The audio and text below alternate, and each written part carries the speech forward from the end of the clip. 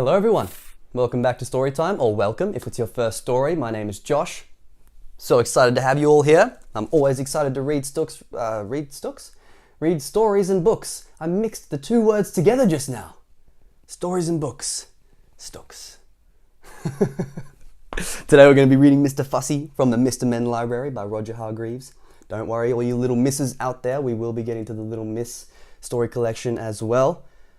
I'm looking forward to Mr. Fussy. Let's find out what this is about and what lessons we can learn today. Mr. Fussy by Roger Hargreaves. Get ready, get comfortable, because we're about to delve into story time. Let's go. Mr. Fussy was fussy about everything. Absolutely everything had to be neat and tidy and in its proper place. Mr. Fussy spent all day and every day rearranging his furniture, making sure the flowers grew in a straight line in his garden, and trying to find specks of dust where there couldn't possibly be specks of dust because he spent all his time making sure there weren't any specks of dust. Mr. Fussy there, standing in the garden, hands behind his back, working out what's happening. One fine morning, Mr. Fussy was having breakfast. He was very fussy about what he ate. He opened the marmalade pot. "Oh," he exclaimed, "it's got bits in it." And he spent the rest of the morning separating the bits from the marmalade, or, if you prefer, the marmalade from the bits. Fussy old fusspot, people used to call him. See how the marmalade there has chunks in it? He's gone through and separated them all. Wow.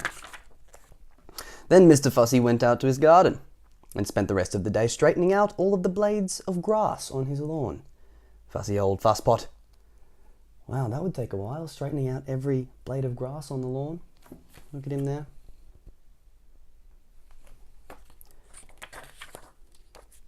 That evening, Mr. Fussy was in his kitchen, ironing his shoelaces, when he heard a crash outside. Any of you iron your shoelaces?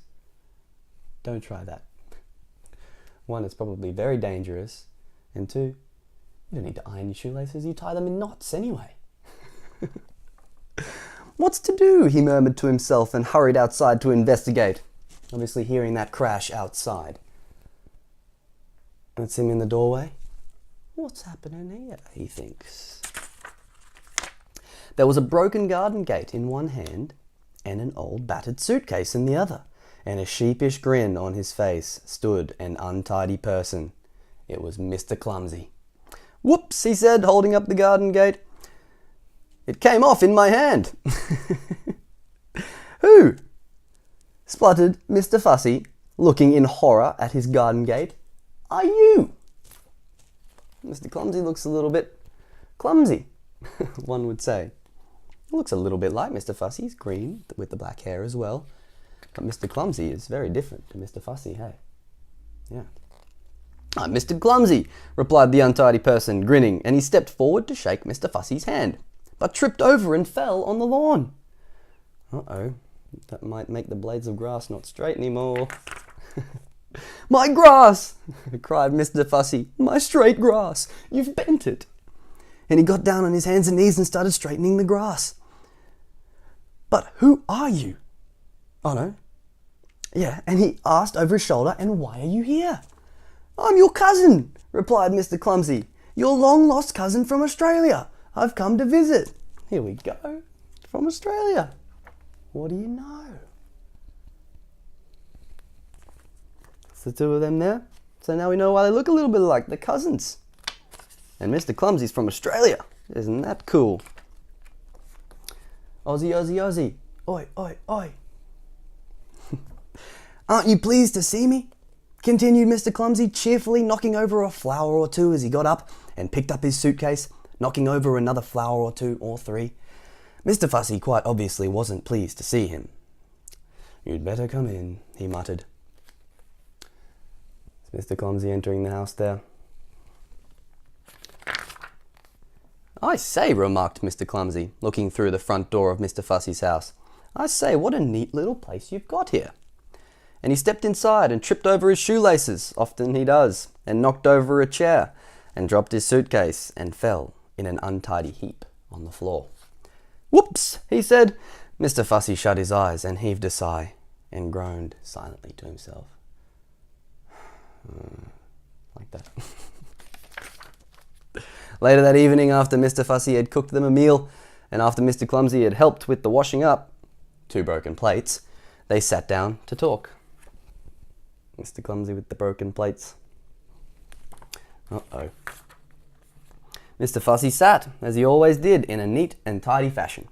Mr. Clumsy sat, as he always did, in a not-so-neat and tidy fashion. "How long are you staying?" asked Mr. Fussy. "Oh, I don't know," grinned Mr. Clumsy. "A few days, 1 week, a year, I haven't decided." Perching himself up there. When he awoke in the morning, Mr. Fussy jumped out of bed and went into his bathroom. "Oh no," he gasped. "Oh no!" Oh yes, Mr. Clumsy had been there before him. The towels lay in a heap on the floor, the bath was full of water, there were pools of water all over the bathroom floor, and half a tube of toothpaste. What a mess! Mr. Fussy made it all neat and tidy as quickly as he could. All the toothpaste all over the floor as well. He'd just gone around. Some toothpaste on the floor to clean the floor teeth. Joking. Then Mr. Fussy hurried downstairs. "Morning," said his cousin cheerfully. "I've cooked you breakfast. Sit down." There was an awful mess everywhere. "There we are," said Mr. Clumsy, carrying a plate of fried eggs, broken fried eggs, towards the table. "Breakfast!" And then he tripped over those shoelaces of his, and then the eggs flew through the air. And then they landed all over Mr. Fussy. Sticky, greasy, yellow fried eggs. "Whoops," said Mr. Clumsy. Mr. Fussy's covered in eggs. Uh-oh. After a week, Mr. Fussy's house didn't look like Mr. Fussy's house anymore at all. Look at that, looks very different, very broken, and Mr. Clumsy has put Mr. Fussy's house into a pickle. But after 2 weeks, Mr. Clumsy decided to move on. "Thank you for having me," he said to Mr. Fussy. "It was very nice to see you," replied Mr. Fussy politely. But what he was thinking was, "It's very nice to see you going." "Cheerio," said Mr. Clumsy, and off he went with his battered old suitcase. "Goodbye," called Mr. Fussy, really meaning good riddance. Well, at least Mr. Fussy is polite. Then Mr. Fussy fussed around his house as he'd never fussed before. Fussy old fusspot, polishing and mending and repairing and straightening and sorting out and cleaning and putting everything back exactly as it had been before. Mr. Clumsy had come to stay. He even dusted the flowers in the garden. There he goes, getting his dusting on. Alright. That evening, Mr. Fussy was in his kitchen, polishing an egg, when he heard a crash outside. "Oh no," he groaned. "Not Mr. Clumsy back again. It can't be. It mustn't be. It isn't." And it wasn't. It was somebody else. Somebody who had just walked straight through Mr. Fussy's garden gate. Somebody who can't help having little accidents. Somebody you may have met before. There's Mr. Fussy polishing his egg. Let's find out who he's meeting. "Hello," smiled Mr. Bump. "I've come to visit." Uh-oh. Mr. Fussy's house is in trouble yet again. Mr. Bump bumps into everything. Remember? If you haven't read that one, I've also read Mr. Bump a few stories ago as well. Hope you enjoyed this book today. Thanks so much for being here. I love that you sit and read stories with me. It means the world. I'll be back again with another story really soon. Bye for now. Not forever.